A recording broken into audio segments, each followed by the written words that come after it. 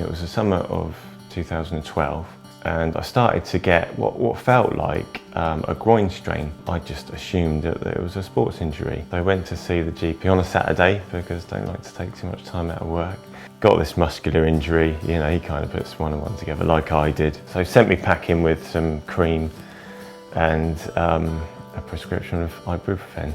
The second week after the visit to the GP, I got out of bed and I just thought, I can't possibly drive to work. I couldn't safely drive my car, it was that bad. I'd started to feel quite sick with it as well at this point. So Hayley, my wife, said, you know, don't wait, let's get an emergency appointment right now. And this time, luckily, I was seen by sort of one of the senior doctors in the practice. And when I talked her through the story, she knew instantly that there was a real problem. So she ordered a blood test then and there in the surgery and sent me directly to the hospital for a scan.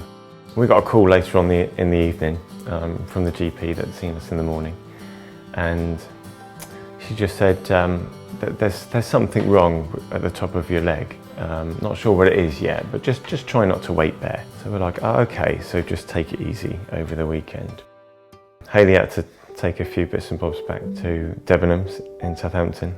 So we thought, take no chances. So we had the crutches, we're at the crossing, lights go red, beeps come on, so I'm hobbling over. My time runs out, the beeps run out, so I start to speed up a little bit and I put the right hand crutch just a little bit too far ahead of me. Just at that point in time, just my own body weight being put back on my leg was enough to snap my bone. I was taken to Southampton General and that kind of kicked off a week's worth of scans and tests and all of those good things. I suppose because we were so positive, we kept thinking, oh, it's not going to be cancer, it's not going to be cancer. And just confirming it was just hideous. We knew it was a possibility, but it was just devastating. I couldn't even talk to him. I think I just dropped the phone, didn't I? And it was hysterical. Yeah, it was a horrible time for everyone. Really, really stressful, lots of worry, lots of pain, lots of discomfort. You know, it was brutal, the chemotherapy, really, really brutal. It was like we were all going through it together. It, you know, affected everything that he went through, affected us, and we just desperately wanted him home. But when he was home, you know, he wasn't well, and I found it really hard to go and see him because I just wanted him to have the best of everything, the best care possible, and that wasn't always what it was like. Financially, I was extremely fortunate. My employer very generously supported me through the whole time. So for the full 11, 12 months, they kept me on full sick pay. And I think contractually, they were only obliged to look after me on full pay for 40 days. We looked into, you know, what sort of benefits and things we would be entitled to, and there's not really a huge amount. You know, if Paul wasn't paid, then we would have really struggled.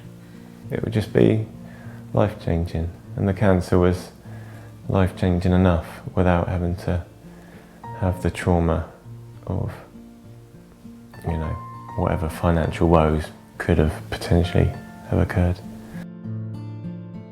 So in the past I've taken up critical illness and income protection, but then I suppose reality bites a little bit, and you know, young family, lots of hobbies, like nice things, renovating the house.